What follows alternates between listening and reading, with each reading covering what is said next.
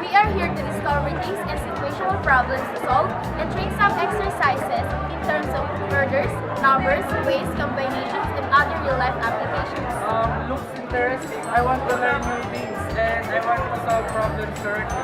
Can you help me? Oh sure! I will give you example. Watch this video. Lock and roll.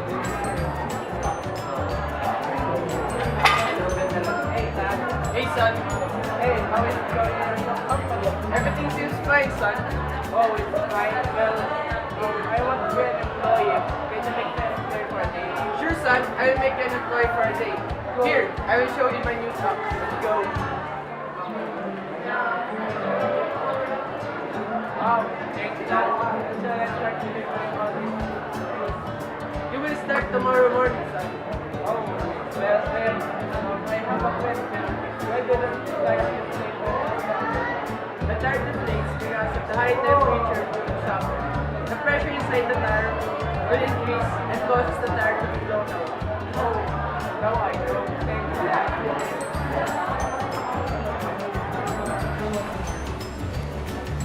During summer days, there are more flat tires than the usual day. It is because of the high temperature from the sun that causes an increase of pressure inside of the tire. Do you have an idea what law it is? Is your answer Gay-Lussac's law? If yes, then you are right. Gay-Lussac's law is a direct relationship between pressure and temperature of gases. Just like shown in our example, the high temperature of the weather causes the pressure inside of the tire to increase, which causes the deflation of the tire. Oh, that's why. But you didn't just set the price just yet. Not yet. Why did you ask? It's because I am wondering, what are the probabilities that your tires will deflate? Good question. There's an answer in your question. But do you know what permutation is? Oh yes, they arrange that order to the particular time. You're right. If our truck has an 8 tires and you're asking, how many ways can 2 tires will deflate at the same time? Out of the 8 tires, we will use permutation. We have a formula for permutation. Permutation of n taken r at a time is equal to n factorial all over n minus r factorial, where n is a total number and r is the number of selected items. Now, let us solve the problem. If our n is 8 tires and our r is 2 because of the flat tires, we will substitute the values from the formula. Permutation of 8 taken 2 at a time is equal to 8 factorial all over 8 minus 2 factorial or 6 factorial. Now, we will give you seconds to solve.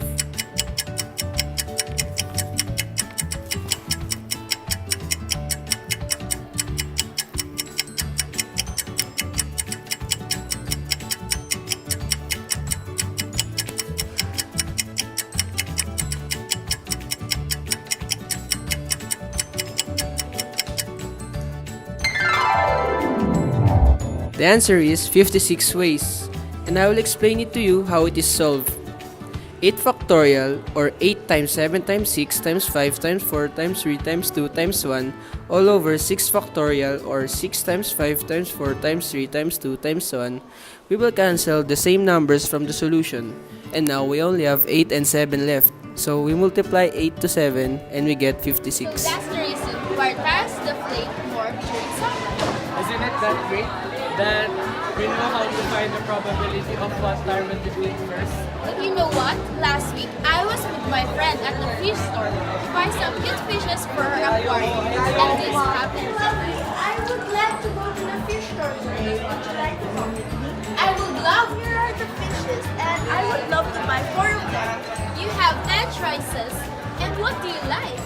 Oh gosh, they all look so very cute, and I want to buy them all, but I only have money for 4. This one is colorful and beautiful. Yes, it does look colorful, but doesn't it look pale and weak as if it's going to die? Huh? Why do you think so? Oh, I think it's because of the high pressure inside their tanks that affects the volume inside their bodies, causing them to weak. Look, these two also look like the other one. Yes, it does. So let's just not count them will you choose fishes if you have a lot of choices? I think we can use the formula of combination here. But how? If there are all 10 fishes in our choices, minus 3 fishes that looks weak, we now have 7 choices. We will use combination to solve this problem. We will use its formula, combination of n taken r at a time is equal to n factorial all over r factorial multiplied to n minus r factorial, where n is the total number and r is the number of selected items. Now, let us solve the problem. Let our n be 7 and our r 4. Now, let's substitute the formula. Combination of 7 taken 4 at a time is equal to 7 factorial all over 4 factorial multiplied to 7 minus 4 factorial or 3 factorial. Now, we will give you seconds to solve.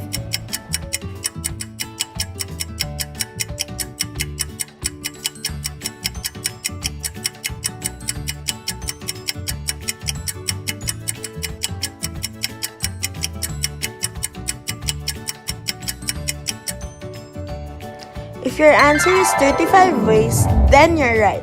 But if not, we'll explain how we got the right answer. 7 factorial is equal to 7 times 6 times 5 times 4 times 3 times 2 times 1. All over 4 factorial 4 times 3 times 2 times 1 multiplied to 3 factorial 3 times 2 times 1. And we'll get the answer 210 over 6. 210 over 6 is equal to 35.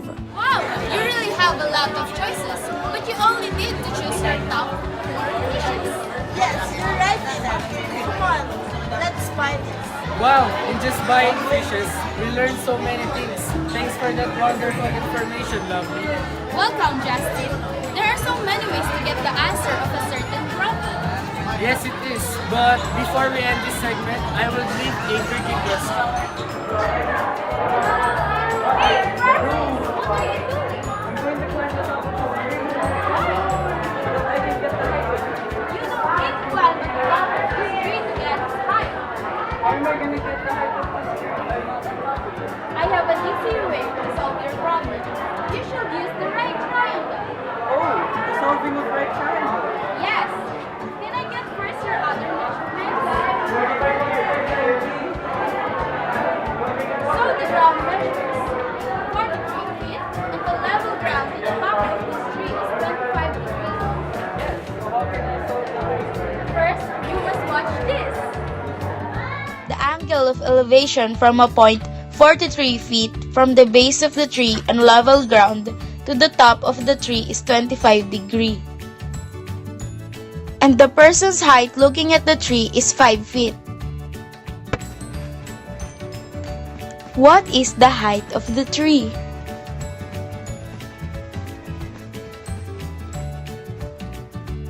In solving the height, we will use the 6 trigonometric ratios. The 6 trigonometric ratios is sine, cosine, tangent, cosecant, secant, and cotangent. Do you know what trigonometric ratio will be used to solve the height? Tangent! Because tangent is equal to opposite over adjacent. The given angle is 25 degrees and its opposite side is the height of the tree and its adjacent is the length of the base of the tree onto the ground beside the person who is looking.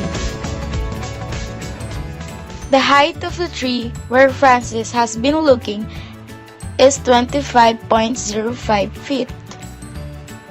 Suppose most of your clothes are dirty and you are left with 2 pants and a shirt.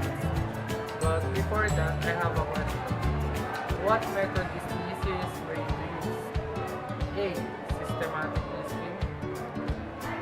B. Tree diagram. Or C. Grid table. We will give you seconds to think.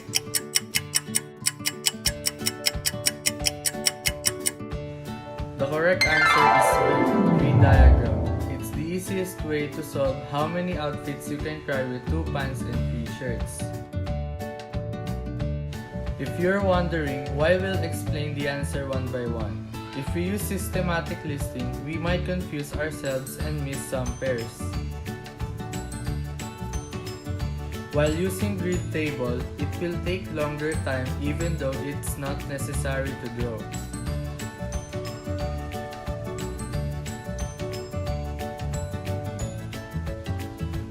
But in tree diagram, it will be the easiest way to know how many outfits you'll have. You just have to count the arrow made in order to know the answer.